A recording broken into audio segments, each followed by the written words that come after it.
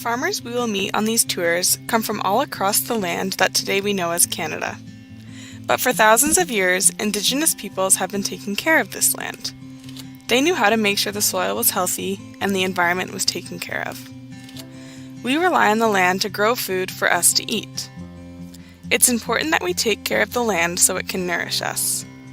That's why we want to learn from the Indigenous people's wisdom and ways of caring for the planet. We want to work together to create a healthy future for this land and for our communities. This is called reconciliation, and it means we want to make things better between different groups of people.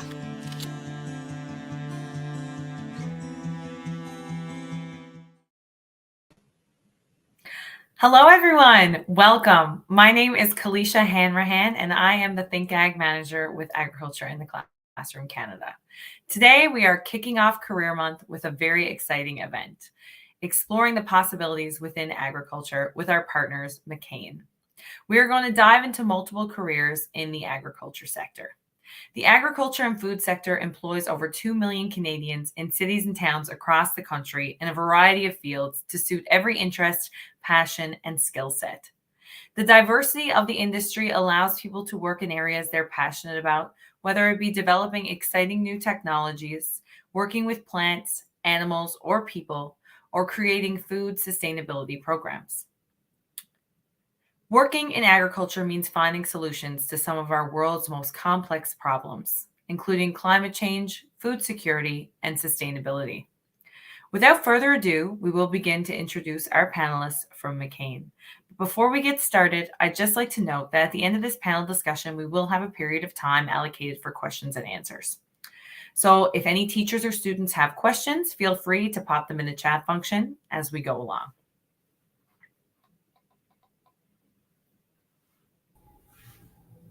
Hello, everyone. We are privileged to have 4 panelists today that work with McCain, as you can see on the screen. I will go around the virtual room and ask each of our panelists to introduce themselves, including name, title, and a brief description of their career, because we'll dive into that a little bit more in depth as we go. So I'm going to call on Ram first. Hi, everyone. I'm Ram Gurumurthy, working as a digital lead at McCain Farms of the Future, Florenceville, Canada. So my role is to identify opportunities to solve problems in real-world agricultural operations using digital tools and technology. When we call digital tools, for example, implementing digital solutions for data, collecting the data, storing the data, and applying artificial intelligence. So my mission would be to understand the past history of the fields, basically the growing practices and the weather condition. Based on that, help farmer in predicting the future, so that they can get prepared themselves to tackle the present day challenges. So I can't do this without getting my hands dirty. So I'll be working with the farmer during the season and work analyzing the data off season and helping them prepare for the next season. Additionally, we are doing research here. So I'll be working on the research and sharing the learnings to the farmer community based on the data that we collect. Thanks, Ram. So very multifaceted. We're going to move on to Jason next. Yeah, hi everyone, and thanks for giving me the opportunity to speak with you. My name is Jason Coates. I'm the Farm Contract Manager for North America for McCain Agriculture team. So my key role, I guess, is negotiating purchase price and purchase terms that we have for the contracts that we have with the farms that we work with, and then also I have a component of assuring supply through decision making on volumes and who's going to grow what for us. So yeah, happy to be here. Thank you. Thanks, Jason. Next, Annika. Hi, everyone. My name is Annika Ozinga, and I work as a regenerative agriculture agronomist. In my role, I support the regional strategy development and adoption of sustainable management practices on farm. I'm able to work directly with our potato growers. I work directly on the McCain-owned farms with industry partners and regional stakeholders. And happy to be here today. Awesome. And Amanda. Hi, everyone. Also happy to be here. Excited to talk to you. My name is Amanda Crook. I'm the lead agronomist for Western North America, based in Southern Alberta. I have a team of regional agronomists that work within Alberta, Manitoba, Idaho, and Washington. As a group, we work directly with the growers on their agronomic, sustainability, and regenerative ag needs, all while driving yield and quality metrics for the company. We are also responsible for on-farm field research, variety trials, and extension services. Thanks, Amanda. So, of course, we at AITC Canada would like to extend a huge thank you to you all for taking time out of your busy schedules to be here with us today. I'm sure as the day goes on, we'll figure out exactly how busy your schedules may be. Before we head any further into our discussion, though, we are going to watch a quick snippet from Farms of the Future, brought to you by McCain.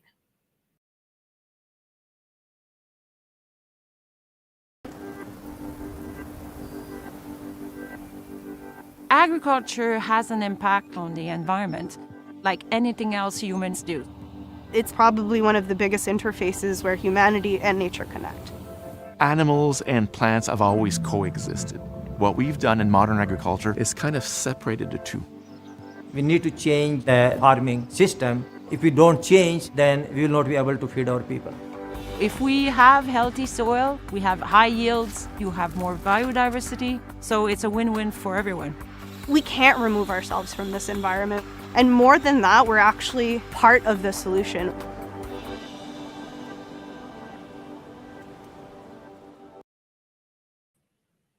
All right, so Farms of the Future. And if anyone is interested in watching that a little bit more in depth, as it is a much longer film, you can find it on YouTube. So it's Farms of the Future, McCain.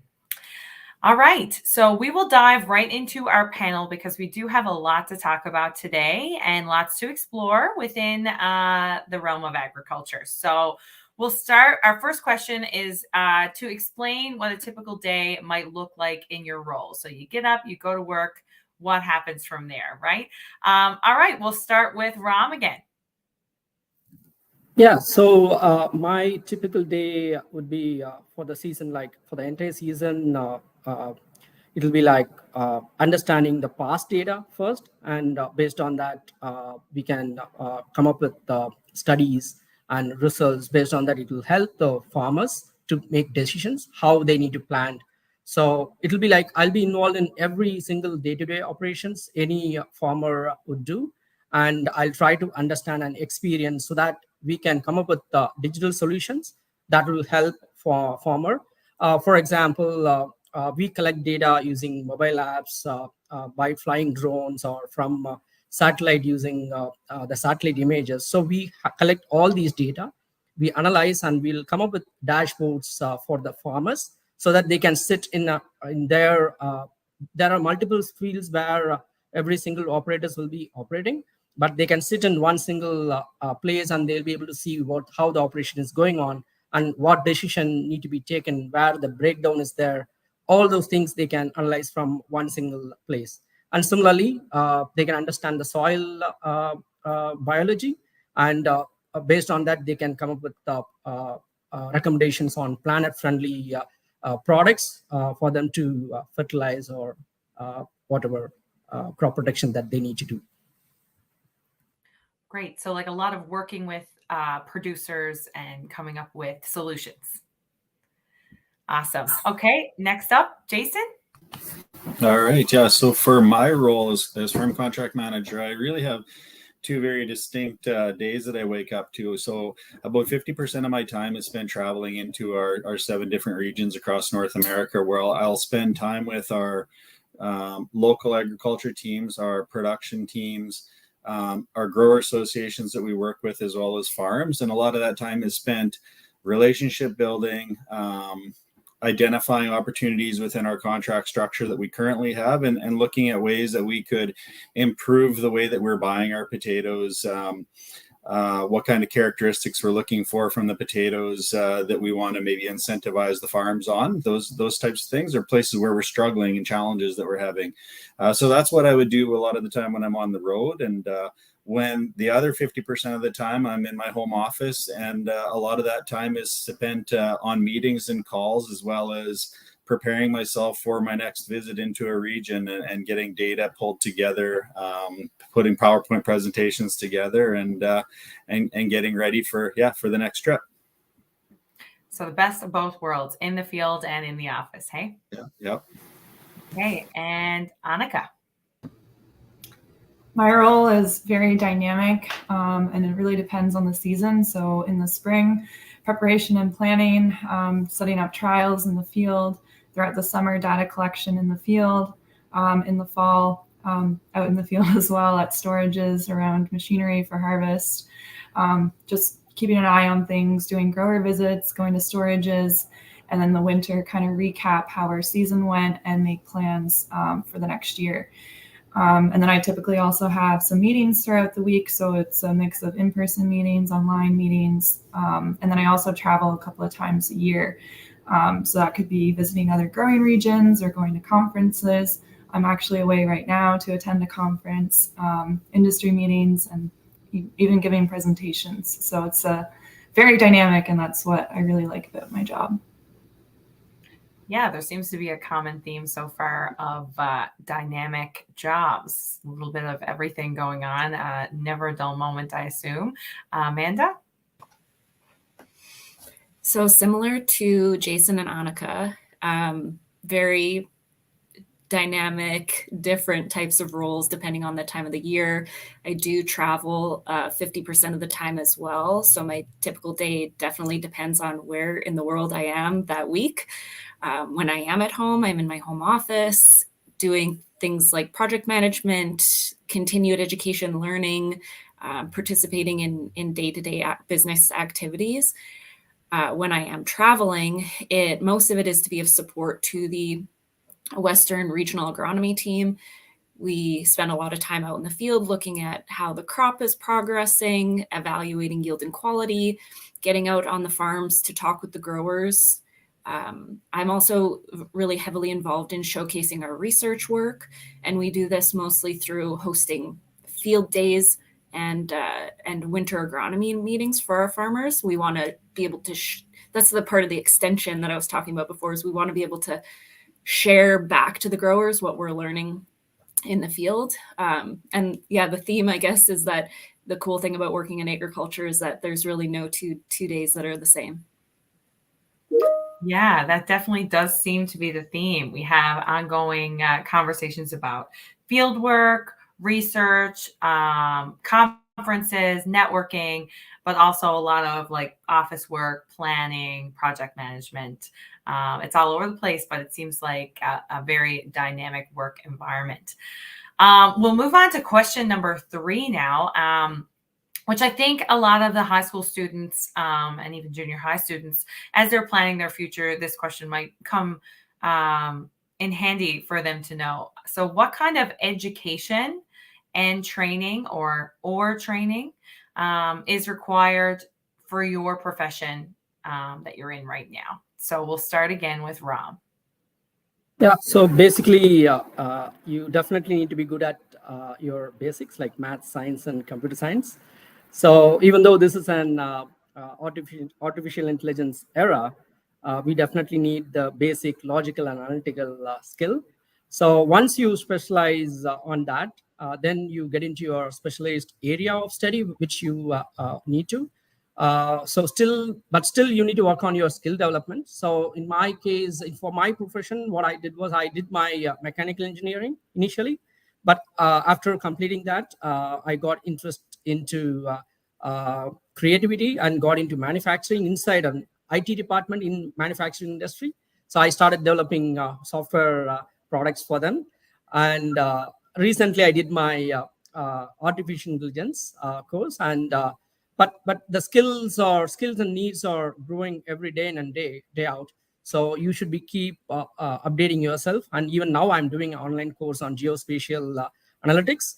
And even similarly, you need to have the practical exposure on whatever you do. That will be the most needed thing. And always stay hungry, learn latest trends, and through conferences or any expos that are happening, stay updated. So that's my take on that. Awesome. So mechanical engineering, software development, now AI, but I completely agree. It's kind of a pathway, isn't it? So you start one thing and then you realize where your interests lie, and then you continue to educate yourself on that. You're a forever student. I think we all are in one way or another. We'll move along to Jason next. Yeah, sure. So for my role as a farm contract manager, I think it's kind of a combination of business knowledge. So say a degree in business where you get a little bit of exposure into some of the accounting practices, margin analysis type of thing that is useful in understanding where potatoes are paying versus how the farms are, what it costs them to grow, and having a view of what that looks like. Some understanding and experience in agriculture. So say a degree in agriculture, diploma in agriculture, where you understand the farming practices, how farmers are growing our potatoes, the different products they're using, and the practices that produce the best crops for us, so that we can maximize the use of those potatoes. And then I think in conjunction with that, some on-the-job experience in potato processing, manufacturing, so that in my role, I have a bit of an understanding of how a certain characteristic of a potato will move through the processing line, and what kind of characteristics we're going to get in our finished French fry products. So there's a lot there. I think certainly many people don't understand how complex processing potatoes is. And so I think the combination of those three characteristics and experiences would be key for anyone coming into a role like mine. Yeah. And I guess just to kind of play off of what Ram said, do you think, Jason, that your learned experience is equally as important? Yeah, I would very much say so. Maybe even more so than what my formal education was. There's, when you go back to the comment made of dynamic roles that we have, I would say there's probably not a day that goes by where I'm not picking up and learning something on my job each day. So yes, absolutely. Awesome. All right, Annika. So most people in my role or similar have a background in agricultural sciences. Some people have a degree and then a few years experience in the field before they become an agronomist. Some people are hired on right away as an agronomist. It really depends on your academic background and your experience level. If you're lacking the academic background, you could make up for it for practical experience, and vice versa. The most important aspect, in my opinion, in a role like this is to have critical thinking skills. So if we're doing a research trial and there's an unexpected outcome, we look back and see what might have caused that, and there could be lots of different causes. Also, if we're trying to introduce a new management practice on the farm, we have to be critical in our thinking to see what domino effect will this have, how will this play out for the grower, on an economic level as well. So there's lots of things to think about. And what I also find really important is to be passionate about what you're doing and show a willingness to learn. So I didn't come from a background in potatoes, so I've been very fortunate to do a lot of on-the-job learning and training. And no, that's definitely a great thing about my job. I get to learn a lot every day. Like being at this conference is a good example. So agriculture is a very innovative space, and there's lots of new research coming out. So being able to stay on top of that is really cool. Absolutely. And it's really great because I've heard from the last three of you that, it's education is important, and it is the foundation, but it's kind of the path that you take and what you learn along the way that directs you more towards your career and advances you within your career. Amanda? All right, so pretty similar response to what everyone else is saying.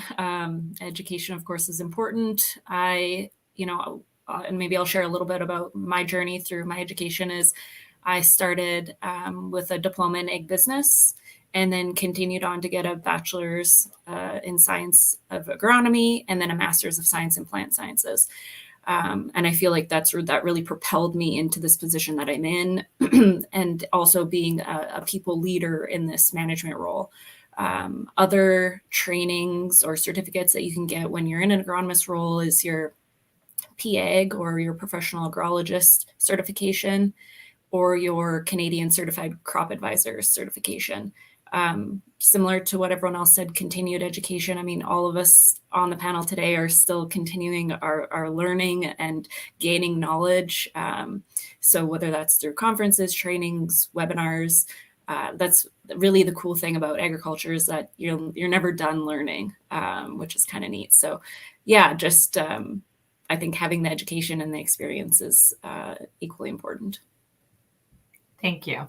Yeah, it's really fascinating to me that all four of you come from relatively different backgrounds, relatively different education backgrounds to some extent, and somehow you're all within the agriculture industry, the diverse agriculture industry, working in some way or another together or simultaneously, right?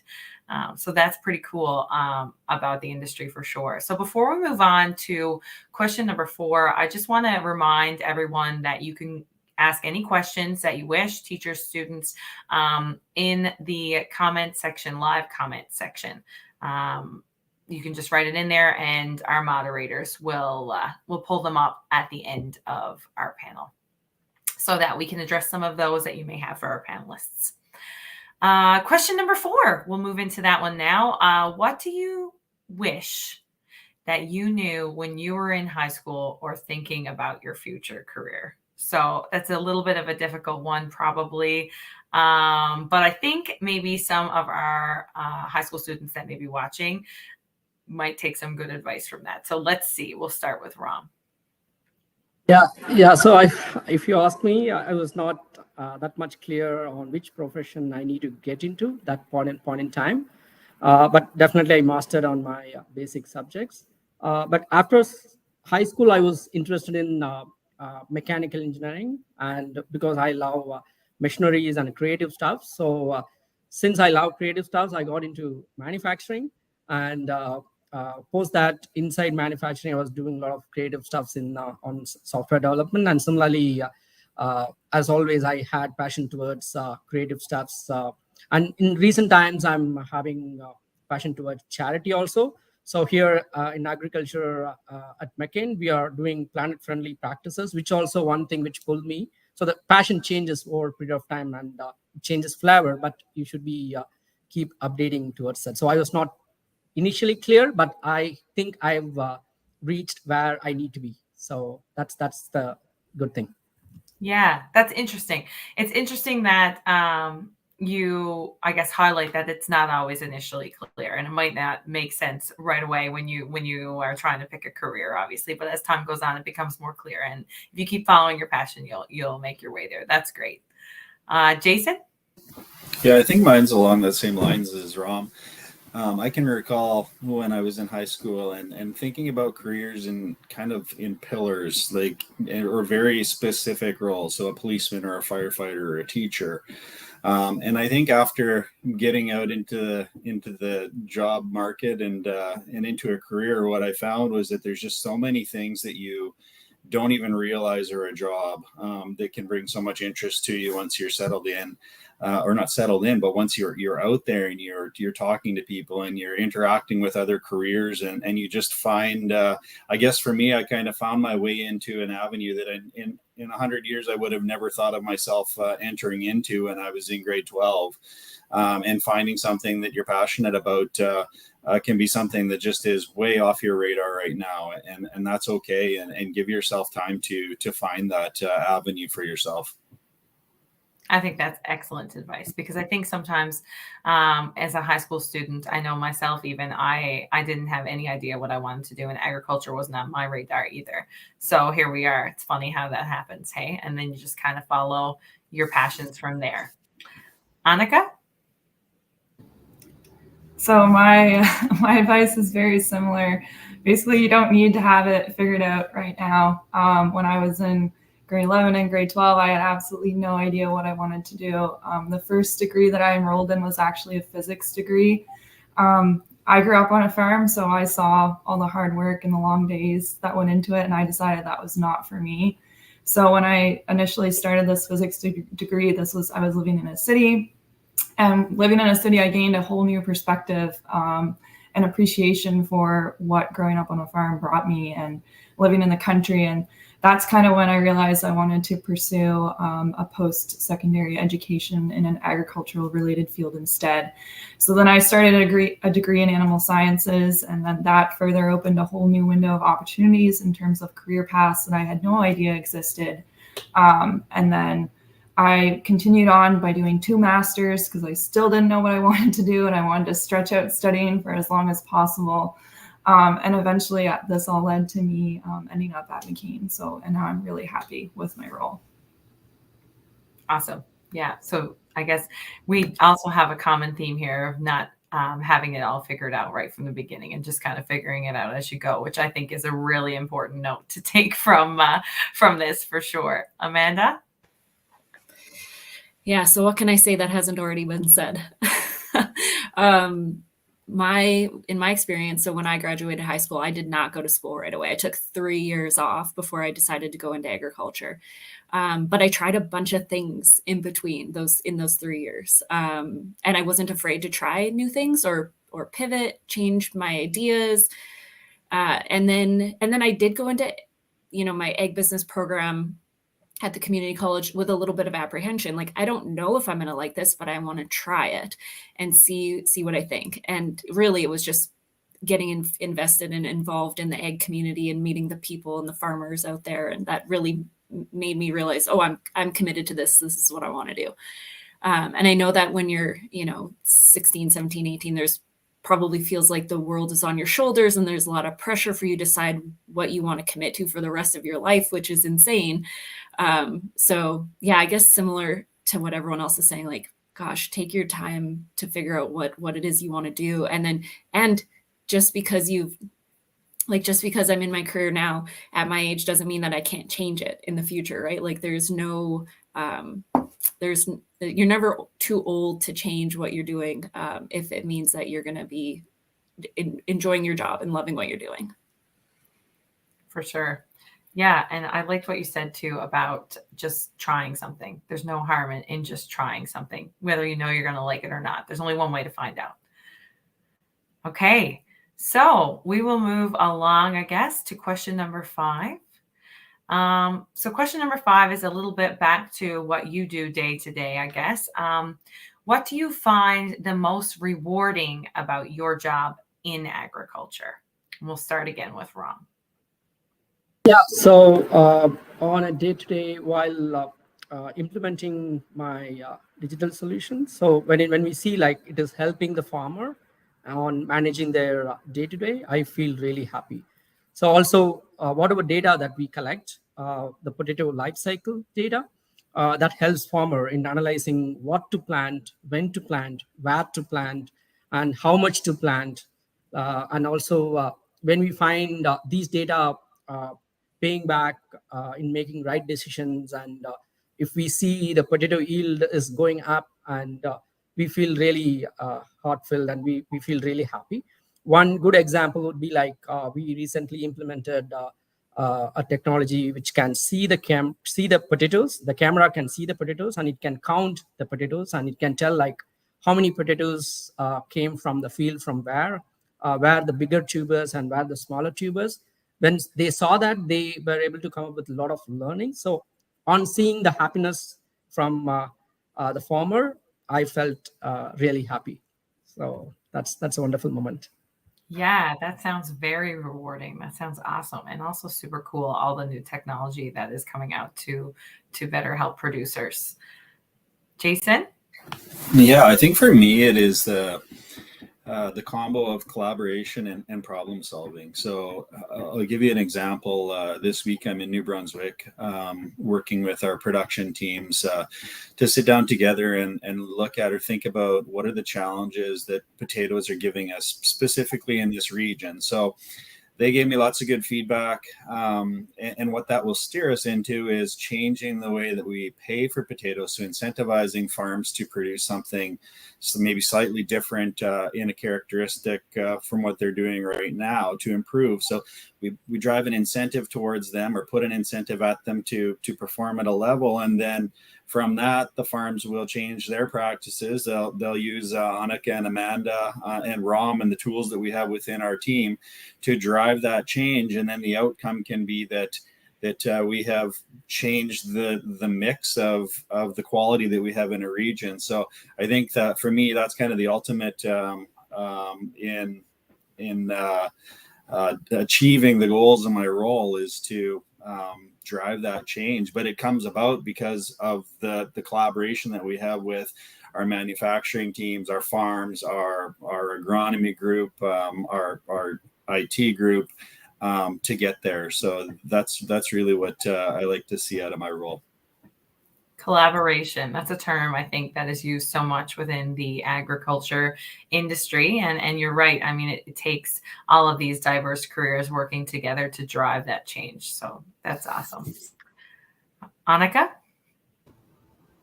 So the most rewarding thing for me is definitely being able to work one-on-one with growers and support them in doing their job. They work long hours. They definitely have a tough job.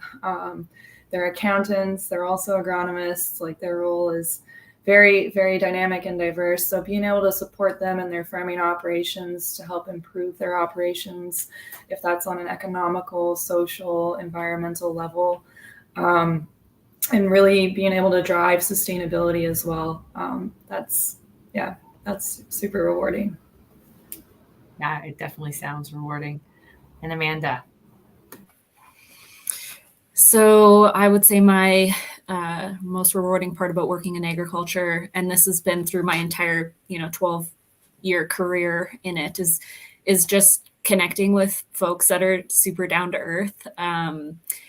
The farming community is really genuine and they care about each other. It's a really welcoming community to work within. I feel like in working in a food industry that I'm making an impact in people's lives. So, when I'm out and I see people, purchasing their McDonald's French fries, I'm like, oh yeah, like I potentially touched that potato somewhere along the line, right? So these consumers can enjoy the product. I like that the job is science-based. There's a lot of opportunity for, similar to Jason, like we identify struggles, challenges, issues in the region, and it is our role to use science-based projects and evidence to try and help provide solutions to the growers. I also think that we're invested. We have our McCain hat on, but we work so closely with the growers that we do experience the emotional, like, roller coasters with the farms, right? Like, when it's a bad year, you feel that inside, right? So like, if the yield is not great this year, they've had a tough environment, etc. Like, you build those bonds and those connections with those growers, you celebrate with them, and you kind of experience the losses together. And just to, I guess, bring it back to McCain, when I was looking for a job and this opportunity had showed up, I was very drawn to their regenerative ag goals within the company. And there's just a social responsibility around the mission of sustainability, ensuring that these farms are going to be around for the next number of generations, that we're cultivating healthy soil and that we're creating a sustainable product. I just think that I just rambled off like 6 different things. Obviously, there's unlimited things to why I find my job in agriculture rewarding. It's a great industry to be in. What a great answer. I really liked about the connection with the producers. So the real connection that you get to create when working side by side with producers. That's great. All right, so we have one final question, and then we'll move on if we have time to some question and answer periods. If you have any questions, teachers, students, please put them in the live comment section, and we will get to them if we have time. Last question of the panel is, did you ever think, it's kind of like a double question, so maybe I'm cheating a little bit. Did you ever think you would work in agriculture? So yes, no. And what advice do you have for students who have never thought of a career in the agriculture industry? So I know that we have some diverse backgrounds here. Some people come from a production background in terms of on a farm or a family of producers, and some people do not. So did you ever think you would work in agriculture? And what advice do you have for students who have never thought of a career in ag? Ram. Yeah, my answer would be a straight no. I never thought I would get into agriculture, but I stayed focused on the software engineering and the creative part. I was following my passion. So what I would advise the students, there are a lot of opportunities in agriculture, because agriculture is also a business. If we see it as a business, it has a human resource department, it has an office where you'll have accounting. It has a manufacturing team where people will be working on the fries, and similarly, when it comes to potatoes, where I am working along with the farmers, where there'll be biology, soil biology. You need to know biology for that, and similarly the science, where even we have machineries, chemicals, whatnot. And similarly, when it comes to sales, we are selling fries, so people who are good at talking and negotiating, then that is the way to go. So whatnot, everything, every individual will have opportunity when it comes to agriculture. Awesome. And Jason. I would say yes. I would have seen that as a possibility. I grew up in a small town in South Central Manitoba that was a farming town, so it was all around me. I would say that it wasn't my automatic thinking that I would. And this has been said already, I think, but now that I'm in agriculture and in food production, there's such a sense of pride in what you do, and recognize that agriculture being a food business, it's something that is always going to be needed. I think, certainly there's challenges within the industry that come up, and Amanda's touched on that. Farms have highs and lows, and those highs and lows, they come into our business as well. But as far as like a secure avenue for a career, it's something that we all need all the time. And the number of times, and I've had the opportunity to work with 3 different companies within the potato industry, manufacturing food, and so many times with the logo that I've got on my chest, and whether it's been any of those 3 companies, I can be going through an airport and someone will see the logo and they'll have a smile on their face and say, "Oh, you work for those guys? I had those French fries yesterday," or whatever may be the case of the product that we make. So, I'm certainly happy that I'm in the industry that I am, and don't dismiss it as not a great place to work, because it really is. That's great. All right, Annika. So I've previously already alluded to this slightly, but I did not initially think I was going to work in ag. I couldn't wait to get off the farm at home.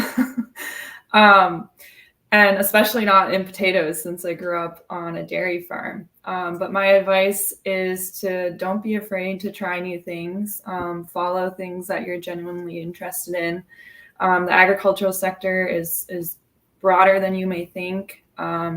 And if you're interested in something and you're not sure about it, don't hesitate to reach out and ask someone about their career or for advice. That's great. Awesome. All right. And Amanda. So I didn't grow up on a farm. I grew up in Brandon, Manitoba, in town. And if you were to ask me, sitting in your shoes, in high school or junior high right now, I couldn't have predicted this career path for myself. Hence the reason why I took the gap years between high school and going back to school and trying a bunch of different jobs in between. I think that I'm very happy that I ended up in this role. What motivated me maybe to try it is I've always been drawn to outdoors, gardening, getting my hands dirty. None of that ever made me nervous. We lived in the country for a while, so I was just really interested in a job that had all of these different, the diversity, like we talked to at the beginning of this panel, is no 2 days are the same. You get a little bit of everything, right? You get the office time, you get the travel time, you get the training time, you get the time in the field. Like it's so diverse. And I when I first went to community college, of the 50 students that were in my class, I was one of 2 kids that didn't grow up on a farm. And I think that today it's different now, where there's more folks that are entering into agriculture that don't have that traditional farm background. And I think that's great, because it's good to have people in the room that have different perspectives or that ask questions. If everyone in the room grew up on a farm, then it's unlikely the conversation will be very broad. But if you have at least one person in the room that didn't grow up on a farm, then the questions get asked and all of a sudden the conversation goes in a different direction, or the problem solving. It takes a different route. I think that, folks that aren't from a traditional farm background bring a lot of that different perspective to the conversation or to the solutions, that kind of stuff. So yeah, don't write it off. I think, if you've got an opportunity to experience a summer internship, whether that's with an ag retail or McCain or on a local farm, take it, see if you like it. I mean, you never know, right? Yeah, that's awesome. That's great. So I think we have really 2 important takeaways that everyone has kind of touched on. And the first one being, I guess, that agriculture is not just farming or producing. Agriculture is an industry, right? Full of a broad spectrum and diverse careers. And there's, there can be a place for everyone within this industry based on your interests. And another thing is that agriculture is an exciting industry. It is, no 2 days are the same, and there's so much to be done, collaborations to be made, change to be made. It's very rewarding. So I think that's been some great points made and a great discussion had today. I believe we have one comment. So to whomever feels comfortable answering this question, you can go ahead. We'll just take one answer from one of you, and we'll go from there, just in the essence of time. So I think that this is an important one for people in high school. You're thinking about going into university or college, or you're thinking about maybe the price tag on that. So how did you finance your studies, and what has been the return of your investment in education? I can take that question. Awesome. Okay. Yeah, so we get government funding on our research studies that we are doing. So we apply for, there'll be announcement that will be coming from governments. So basically, we'll be doing, for example, if we are doing planet-friendly practices, there are government funds that are available. So we'll be working along with the government in some cases, and similarly, in some cases, we do our research and we'll be submitting the reports. So, and based on the results, we'll get funded. That is the finance on our studies. And so in return, what we have done is we have invested in education, in the sense, for example, we have a lot of interns especially for, I see a lot of interns for here at Farm of the Future, and we collaborate with universities, and we fund on innovative projects. We currently have like 3 innovative projects to my knowledge.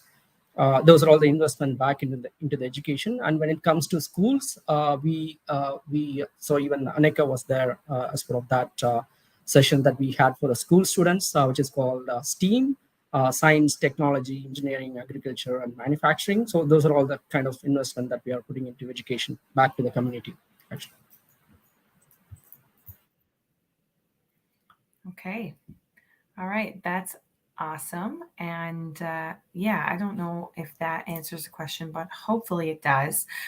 We are at 45 minutes now, so we can go ahead. We'll move to final comments. So does anyone have anything, any panelists have anything that they'd like to say or share before we part ways?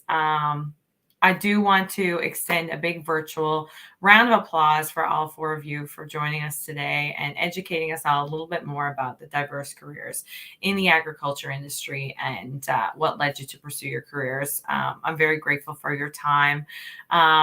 Or, you know, any advice maybe you have to high school students for a career in ag, anything at all. Any final comments?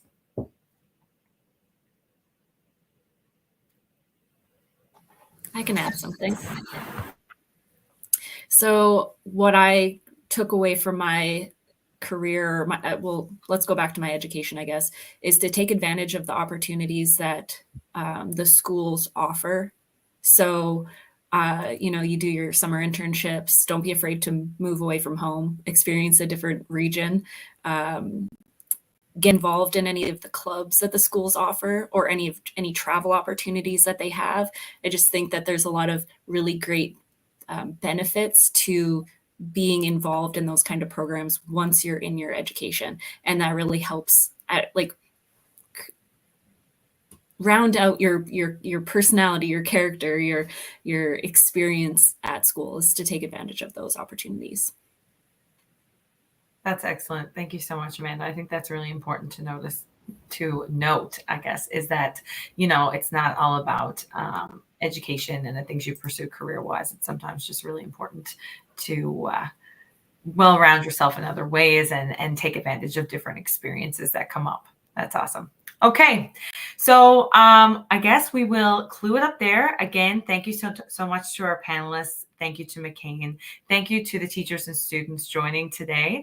A reminder that this event is recorded and it will be found on the Canadian Educator Matrix. So if anyone wants to use it or share it with a friend, share it with a teacher, please feel free to do so. Thanks so much, everyone. Thank you. Thank you. Everyone.